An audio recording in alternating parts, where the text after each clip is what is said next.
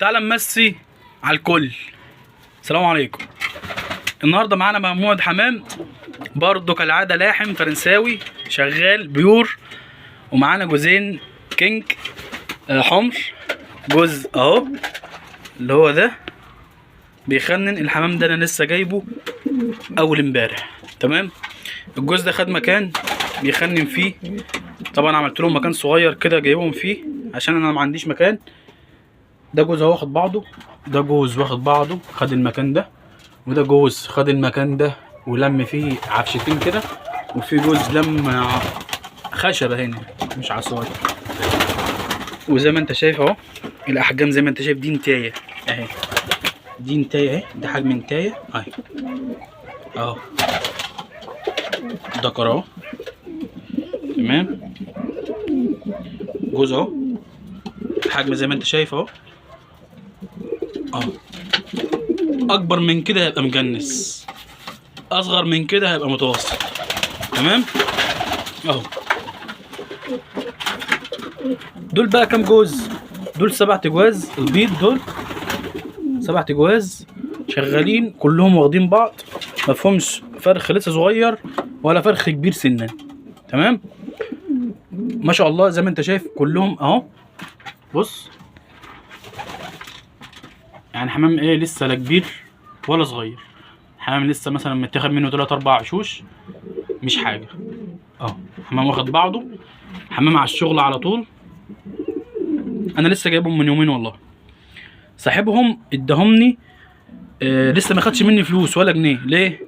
لانه محتاج يطلعهم، لانه مسافر ودي لظروف خاصه عنده في البيت، فحب يطلعهم. والله العظيم رحت جبتهم من على بيض ومن على زغاليل، والله من على بيض ومن على زغاليل، وفي حاجات باضت وبيضها اتكسر والدنيا كانت مبهدله عنده يعني. ده سبب البيع اهو. ده جزء كمان اهو، حجمه زي ما انت شايف اهو. ده الذكر اللي قدام ودي النتايه اللي ورا. ممكن اقول لك ان ده اكبر جزء فيهم، عمره حوالي سنه ولا سنه وشهرين اهو.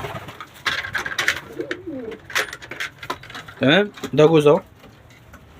في حاجه بقى، الناس اللي بتشتري مني اللحم الفرنساوي يا جماعه، في ناس مغلباني يعني.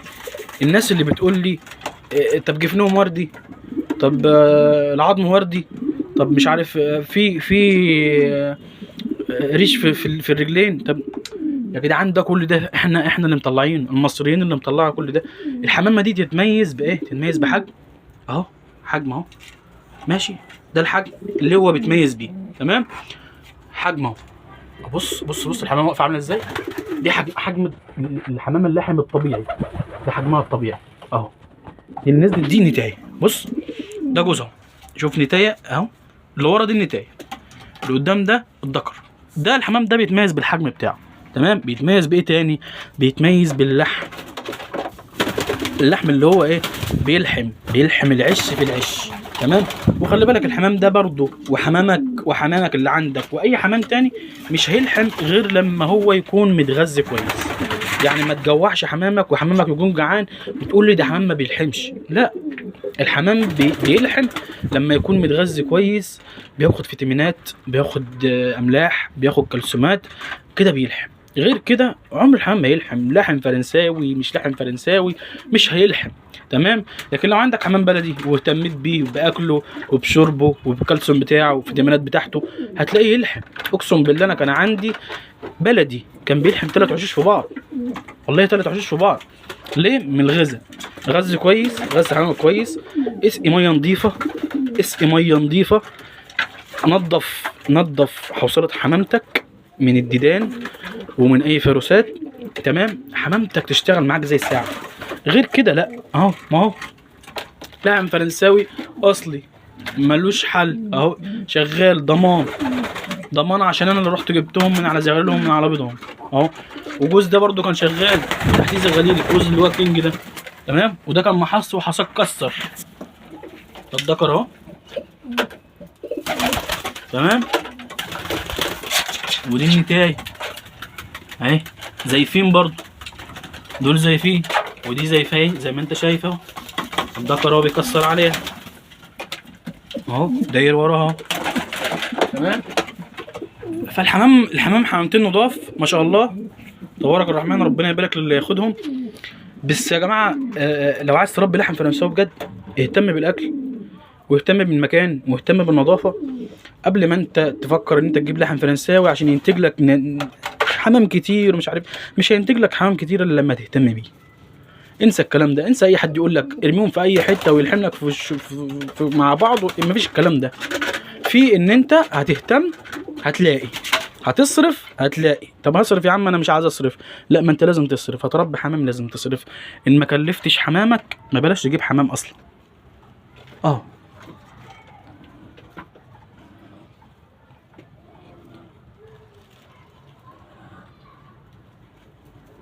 تمام كده، تمام. لو عوزت حاجه من الحمام ده، لو هطلع بره البلد بره الفيوم يعني ممكن اديك 5 تجواز مثلا على بعض اشحنهم لك. تمام. اقل من كده لا مش هقدر اشحن لك. تمام، علشان برضو المصاريف والتكلفه بتاع الشحن.